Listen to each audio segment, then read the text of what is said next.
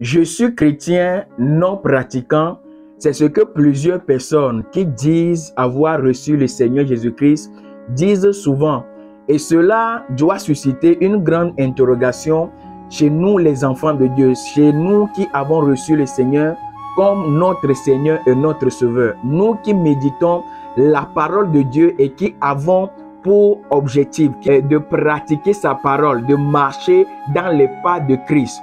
La parole de Dieu nous a fait clairement comprendre que quand les frères et sœurs biologiques et les parents biologiques de notre Seigneur Jésus-Christ étaient à sa recherche quand il enseignait dans le temple et que ceux qui entendaient, ceux qui écoutaient ces paroles-là étaient venus vers lui pour lui faire comprendre que ses parents étaient là et sont à sa recherche. Le Seigneur Jésus-Christ va dire quelque chose de très important. Il va dire que ceux qui sont ses frères, ceux qui sont ses sœurs, ceux-là qu'il considère comme ses parents, ce sont ceux qui écoutent les paroles qu'il enseigne, ceux qui écoutent les paroles de son Père et qui la mettent en pratique. Donc nous comprenons ici que on ne devient pas chrétien. On ne devient pas chrétien parce qu'on va à l'église. On ne devient pas chrétien parce qu'on est né dans une famille chrétienne. Mais on peut être considéré comme chrétien quand on reçoit le Seigneur Jésus-Christ, on reçoit sa parole, on reçoit sa doctrine, on reçoit ses enseignements et on les met en pratique. Alléluia.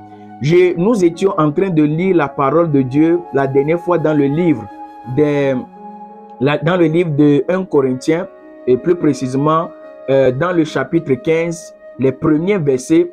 Et cela m'a poussé vraiment à faire cette vidéo, à nous pousser, nous qui sommes dans ces situations. Parce qu'il y a certaines personnes, ils ne disent pas forcément qu'ils sont non pratiquants, mais savent très bien qu'elles sont vraiment des personnes non pratiquantes. Elles ne pratiquent pas la parole de Dieu. L'objectif, c'est de nous pousser à méditer sur notre vie, de nous poser des bonnes questions pour avoir des bonnes réponses. Alléluia. Et le livre de 1 Corinthiens chapitre 15 dit ceci. Je vous rappelle, frères, l'évangile que je vous ai annoncé, que vous avez reçu, dans lequel vous avez persévéré et par lequel vous êtes sauvés, si vous le retenez tel que je vous l'ai annoncé. Autrement, vous auriez cru en vain. Autrement, vous auriez cru en vain. Ça ne sert à rien de se considérer comme chrétien, de nourrir l'espoir de la vie éternelle si on se dit chrétien et on ne pratique pas la parole de Dieu. Ça ne sert à rien. J'aimerais vraiment nous pousser à nous asseoir et à poser de bonnes questions, à nous asseoir, à méditer sur notre vie. Si vraiment nous voulons rester dans la vie chrétienne, si vraiment nous voulons la vie éternelle avec le Seigneur Jésus-Christ, si vraiment nous sommes enfants de Dieu, il est très important de faire de mettre cette pause-là, de s'asseoir et de faire cette méditation sur nous-mêmes. Autrement dit, nous avons cru en vain. Autrement dit, on nous appelle des chrétiens en vain. Autrement dit, ça ne sert à rien de s'appeler chrétien si on ne met pas en pratique la parole de Dieu.